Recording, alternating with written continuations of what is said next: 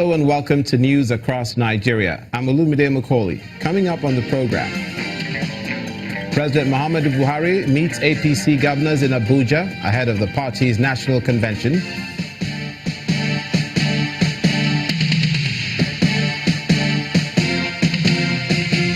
Edo State Governor commends the contribution of the judiciary in the state's economic development.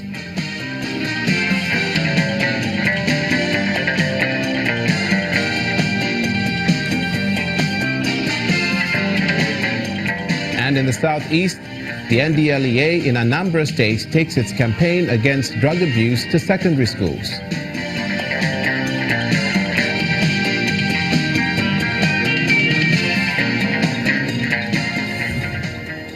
Thanks so much for joining us.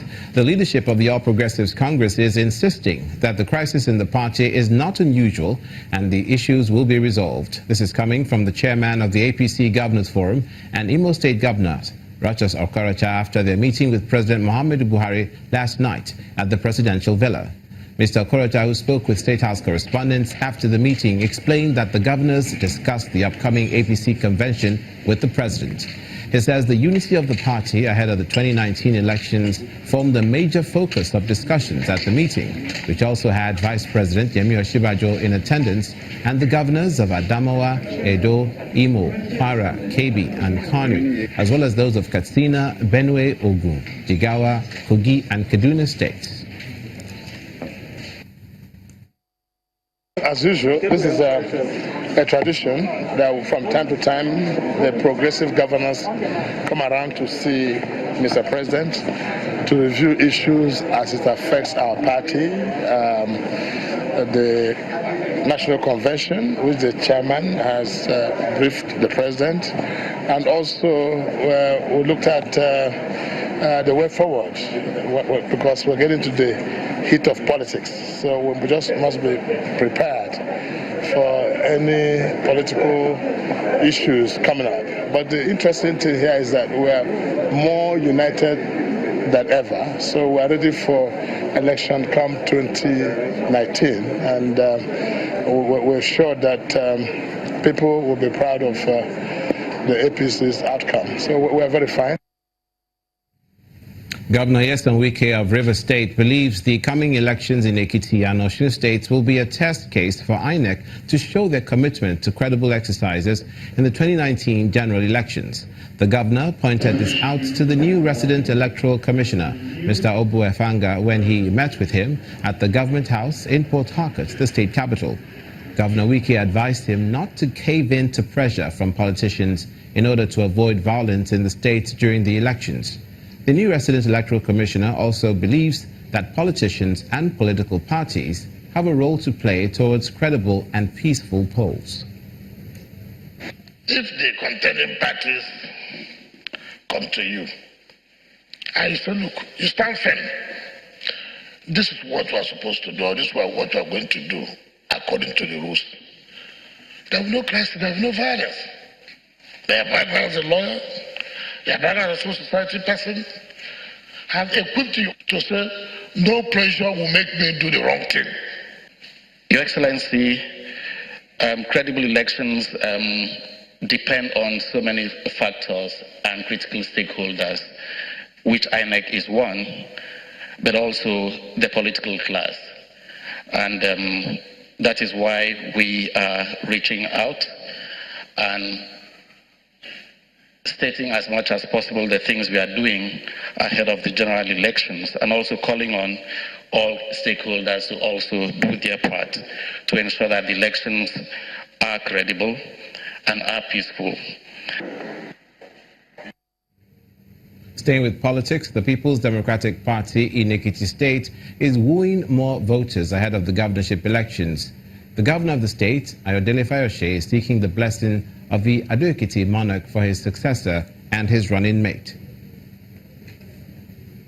The incumbent governor in Ekiti State, Ayodele Fayose, polled more than 40,000 votes in Ado-Ekiti, the state capital, in the 2014 governorship election. And by his evaluation, any politician of note in the state must take the town seriously.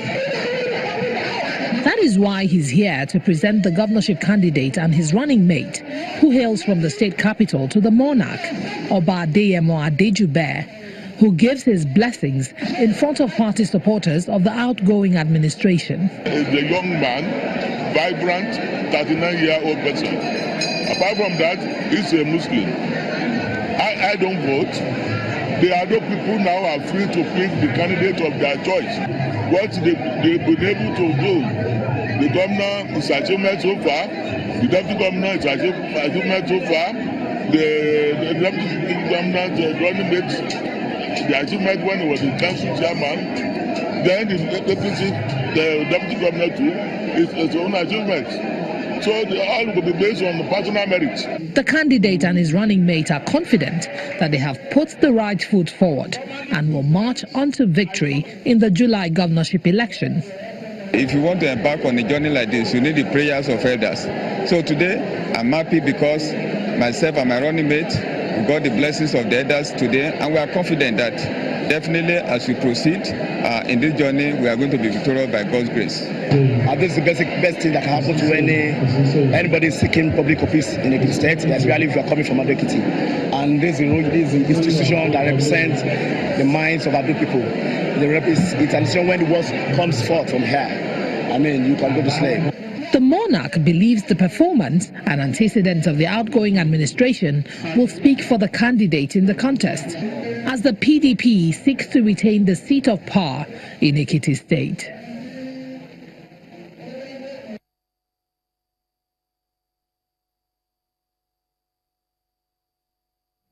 The Minister of Power, Works and Housing, Mr. Babatunde Fashola, has commissioned 3 electricity power plants in Kaduna in the northwest. Mr. Fashola, who is optimistic of Nigeria's journey to stable and sufficient power supply, is asking electricity distribution companies to speed up metering of their customers in order to put an end to estimated billing. For decades, power outages and estimated billing have been the lot of electricity consumers in Nigeria. Over the years, population explosion and the increased demand for electricity have made the problem more glaring. The 200 MVA transformer station in Mando, 260 MVA transformer stations in Kakuri, and another 60 MVA station in Zaria are some of the efforts to address the electricity demand. What we come to do is to add on to the energy transformer capacity. Many more houses have been built, many more families have settled in this neighborhood, and therefore over the years the population has exceeded the transformer capacity.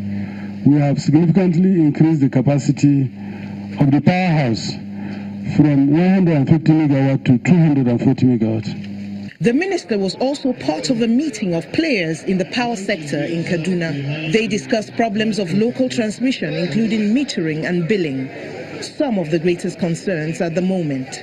In terms of providing access to a 37 billion naira loan for a company that is a potential meter asset provider, and I encourage DISCOs to take benefit of it. We also discussed the intervention by the legislative side of government seeking to pass a bill to mandate the elimination of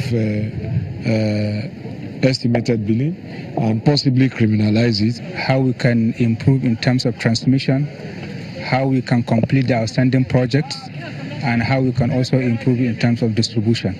According to the minister, power supply should improve soon because the Transmission Company of Nigeria and the Niger Delta Power Holding Company have at least 270 power boosting projects, like those he commissioned in Kaduna, between them at various stages of completion. Coming up on News Across Nigeria, the Edo State Governor commends the contribution of the judiciary to the state's economic development. Please stay with us.